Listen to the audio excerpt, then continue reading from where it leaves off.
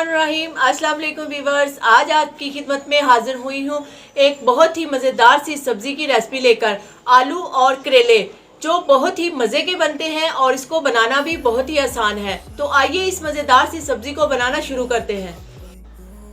आलू और करेले की सब्ज़ी बनाने के लिए यहाँ पर मैंने आधा किलो करेले लिए हैं और इसकी अब हमने कटिंग करनी है। बिस्मिल्लाहिर्रहमानिर्रहीम। करेले को हमने इस तरह से करना है, इसका ये जो ब्रीक नोक वाला हिस्सा है ये हम पहले थोड़ा सा उतार देंगे और इस तरह से सारे करेलों को हम बड़े बड़े पीस में काट लेंगे।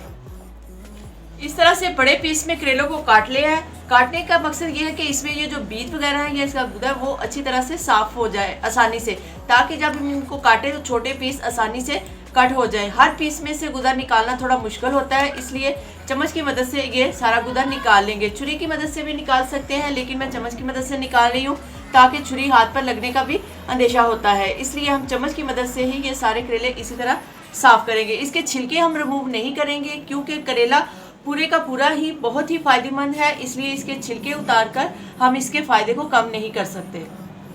करेले हमारे खून को साफ करते हैं, पेट के कीड़ों को मारते हैं और शुगर के मरीजों के लिए तो खास कर ये अल्लाह ताला का बहुत बड़ा तोहफा है। कुछ लोग कड़वे होने की वजह से इनको पसंद नहीं करते, लेकिन जिस तरीके से मैं बनाऊंगी ये बिल्कुल भी कड़वे नहीं बनेंगे। आपने वीडियो को स्किप नहीं करना, एंड तक लाजमी देखना है। बहुत ही मज़े के आलू और करेले हमारे बन के तैयार होंगे। इसमें ये जो थोड़े मोटे वाले पीस हैं इनको हम सेंटर से इस तरह से दो कर लेंगे और आसानी के साथ इसका गुदा हम निकाल लेंगे, क्योंकि ये ज़्यादा बड़े साइज के जो करेले हैं गुलाई में काटने से थोड़ा मुश्किल होता है और अच्छे भी नहीं लगते। इस तरह से हम इसको निकाल लेंगे। करेले को साफ करने के बाद हमने इसकी कटिंग करनी है। इस तरह से गोल स्लाइस में हमने इसकी कटिंग कर लेनी है।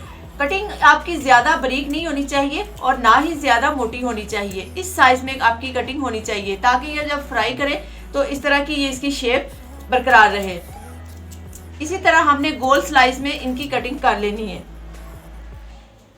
जी, करेलों को हमने इस शेप में काट लिया है। आप चाहें तो इसे किसी लंबाई या किसी और शेप में भी काट सकते हैं, लेकिन आलू वाली सब्जी में मैं करेले इसी तरह से काट कर डालती हूँ ताकि जब ये पक कर तैयार होती है तो देखने में बहुत ही खूबसूरत लगती है।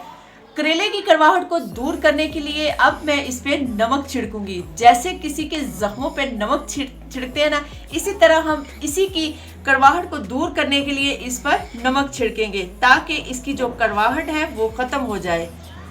नमक लगाने के बाद इसको हम थोड़ा सा मिक्स करेंगे ताकि जो नमक है हमारे सारे करेलों के साथ अच्छी तरह से लग जाए। नमक लगा के आधे घंटे के लिए इसको रख देंगे ताकि इसमें से जो कड़वा पानी है वो अच्छी तरह से निकल जाए। जब तक करेलों की कड़वाहट खत्म होती है तब तक अगला काम हम जो करेंगे वो चूल्हे पर कढ़ाई को रखेंगे और उसमें आधा कप हम कुकिंग ऑयल डालेंगे। उसके बाद इसमें आलू है जिसको मैंने इसी तरह गोल स्लाइस में काटा हुआ है वो इसमें डालकर फ्राई कर लेंगे। आलूओं को हमने ऑयल में उतनी देर फ्राई करना है जब तक ये गल ना जाए। चम्मच को आपने बराबर हिलाते जाना है ताकि इसके दोनों साइडों पर गोल्डन सा कलर आ जाए। गोल्डन सा कलर आने के बाद हम इसको निकाल लेंगे। जी, माशाल्लाह से आलू हमारे गल चुके हैं और इसका कलर भी लाइट गोल्डन सा हो गया है। अब हम इसको बाहर निकाल लेंगे।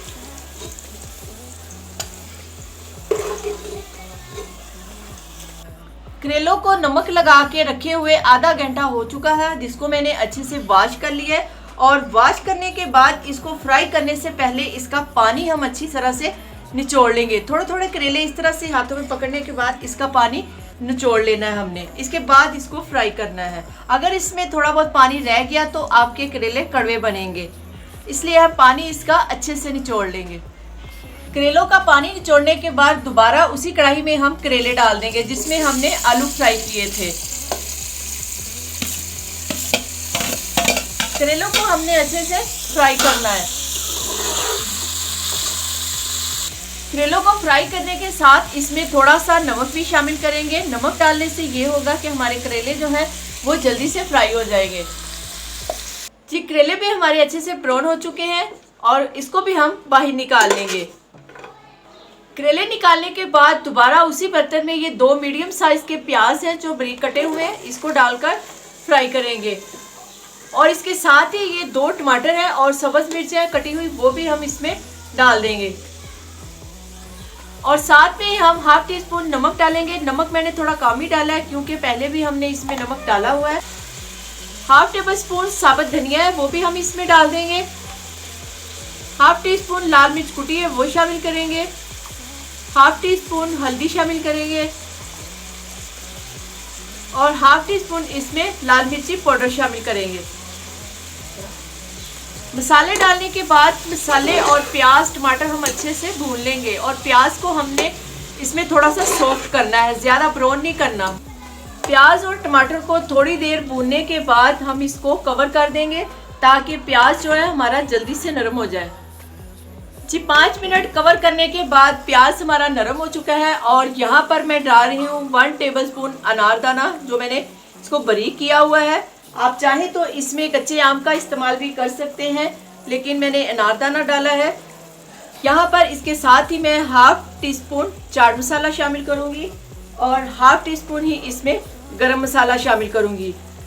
थोड़ा सा इसको मिक्स करना है, ज़्यादा इसको भूनना नहीं है।